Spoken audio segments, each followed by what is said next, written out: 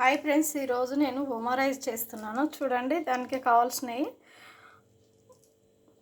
వెల్లుల్లిపాయలు, ఇంకా ఎండుమిర్చి, పచ్చిమిర్చి, కరివేపాకు, తర్వాత వచ్చేసి ఓమా. నేనైతే ఇప్పుడు నూనె వేస్తున్నాను. చూడండి ఎంత నూనె వేస్తాను.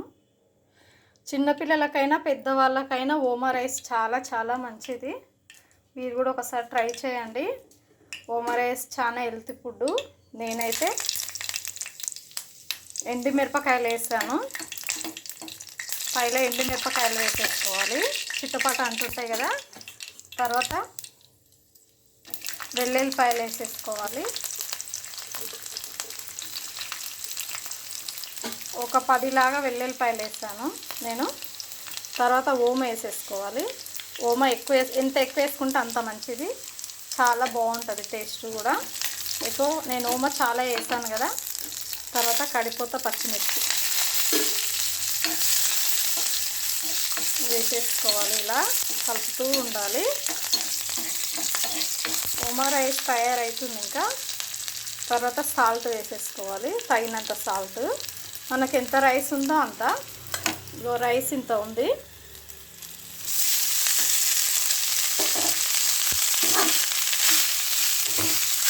ఎప్పుడైనా సరే, ఎవరికైనా, పిల్లలకైనా పెద్దవాళ్ళకైనా, మనము అన్నం వేస్ట్ చేయలేము కదా. ఇది రాత్రి అన్నం మిగిలిన అన్నం నేనైతే వేస్ట్ చేయను. అందుకోసమే ఇలా ఓమా రైస్ చేసేస్తున్నాను నేనైతే.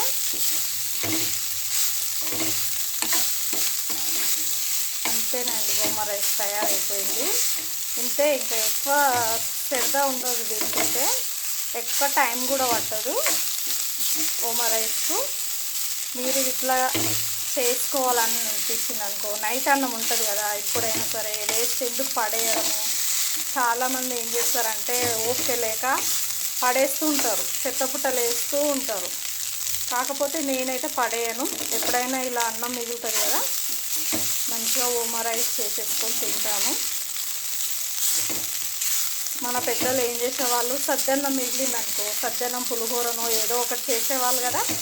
నేను కూడా ఇప్పుడు ఇలా చేస్తున్నాను ఓమా రైస్. చూడండి ఓమా రైస్ ఎంత తయారైపోయిందో, ఎంత బాగుందో. చూడడానికైతే చాలా చాలా బాగుంది ఓమా రైస్. మీకు నచ్చినట్లయితే ఓమా రైస్ ఒక లైక్ కొట్టండి, ఓకేనా ఫ్రెండ్స్? లైక్ మాత్రం మర్చిపోకండి. ఇంకా నేనైతే ఇప్పుడు ఇదే రైస్ తినేసి పనికి వెళ్ళిపోతాను. మేమంత ఉన్నోళ్ళం అయితే కాదండి, మేము చాలా బీదవాళ్ళము, ఒంటరి మహిళ నేను. ఓకేనా? నా వీడియో చూసిన వాళ్ళు ప్రతి ఒక్కరు లైక్ కొట్టండి. Thank you friends. Okay, bye bye.